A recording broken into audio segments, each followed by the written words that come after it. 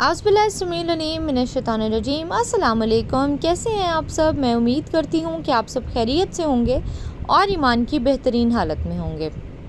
आज ये सुबह सुबह ही लग रहा था फजर के बाद ही कि आज धूप निकलेगी, क्योंकि हल्की हल्की सी सूरज की किरणें बादलों में से फूट रही थीं। ये भी एक अजीब अल्लाह ताला की कुदरत का मंज़र होता है। तो खैर जब 7 बजी तो हल्की हल्की धूप निकलना शुरू हो गई, और आप देखें कि आजकल 3-4 दिन से जो बारिशें हो रही थी उसकी वजह से अजीब, मतलब प्रॉपर तरीके से बहुत ज़्यादा तेज़ भी बारिश नहीं हुई और बहुत स्लो भी नहीं हुई। हल्की हल्की सी फुहार की वजह से ना जो मट्टी होती है वो बहती भी नहीं है, वो जम जाती है। तो जब धूप निकलती है तो वो मट्टी उड़ना शुरू हो जाती है। तो अब जी मैंने सोचा था कि आज मैं पूरी घर की डीप क्लीनिंग करूँगी। मैंने सारे फ़र्श जो है वो धो लिए थे, सारी चटाइयाँ, कारपेट्स और जो फुट मैट्स हैं वो मैंने सारे निकाल के आज उनको धोया और धूप लगवाई।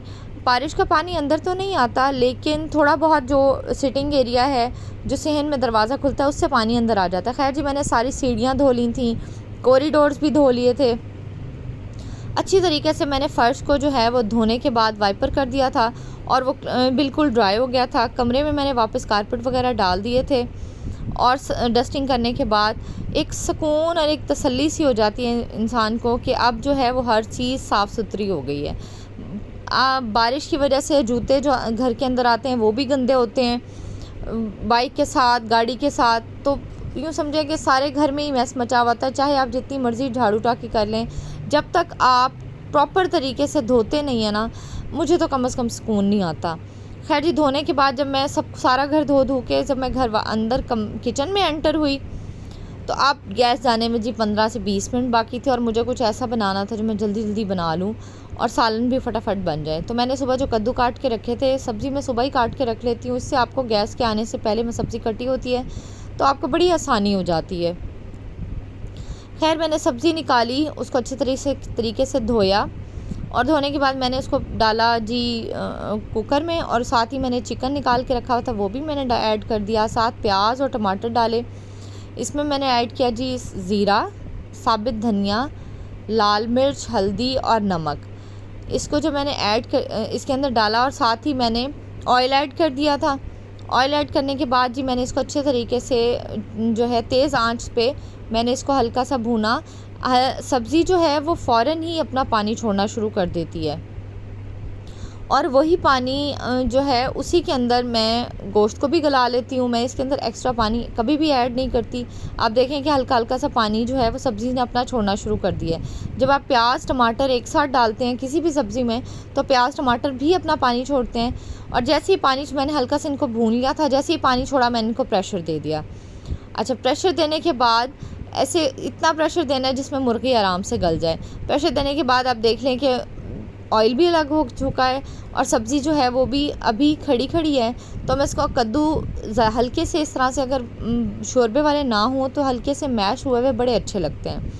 खैर जी मैंने फटाफट इनको जो है वो अच्छे तरीके से भूनना शुरू कर दिया था और साथ साथ मैं कद्दू को मैश भी कर रही थी कि बिल्कुल साबित जो आता है बड़ा अगर हो, उसकी फाड़ी बड़ी हो कटी हुई शोरबे के अंदर, तो वो तो अच्छी लगती है। लेकिन जो इस तरह से खुश्क सालन होता है ना, उसमें वो खड़ा खड़ा अच्छा नहीं लगता, वो ज़रा सा मलीदा हुआ हुआ और मैश हुआ हुआ अच्छा लगता है। ये देखें कितने मज़े का सालन और कितनी मज़े की शक्ल है सालन की।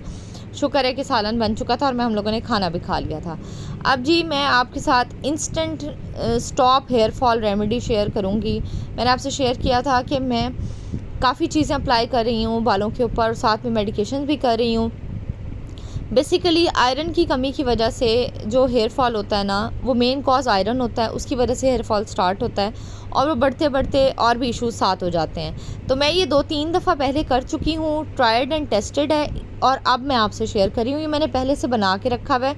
कोई भी ऑयल, सरसों का ऑयल ले लें आप, कोकोनट ऑयल ले लें आप, मिक्स ऑयल ले लें, कोई भी ऑयल ले लें, उसके अंदर आपने जी ऐड करना है जी सेंगोबियान का 1 कैप्सूल। मैं ये कैप्सूल खा भी रही हूँ और डेली बेसिस पे मैं 1 कैप्सूल खाती हूँ और 1 कैप्सूल जो है वो मैंने काट के इसके अंदर ऑयल के अंदर मिक्स किया। ये मैंने पहले से बना के रखा हुआ है, इस वजह से इसका कलर जो है वो डार्क है, क्योंकि ये आयरन है। बना के आपने इसको बाहर नहीं रखना, रूम टेम्परेचर पे नहीं रखना, मैंने इसको फ्रिज में रखा हुआ था और लगाने से थोड़ी देर पहले मैं इसको बाहर निकाल लेती हूँ, क्योंकि जब ये रूम टेम्परेचर पे आ जाता है, ठंडा ऑयल आपने नहीं लगाना, उससे आपका जो ब्लड सर्कुलेशन है वो फास्ट नहीं होती।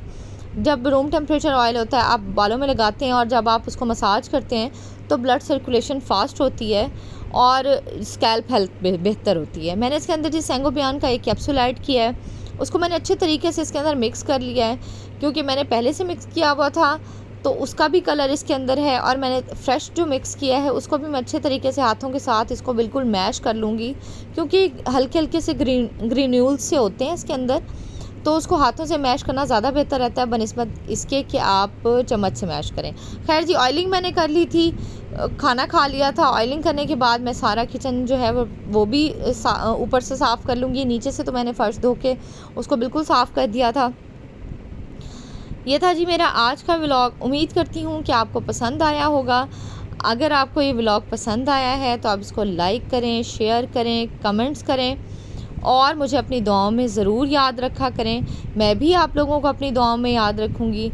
ओके जी, मेरी तरफ़ से अल्लाह हाफ़िज़ जी, बाय बाय।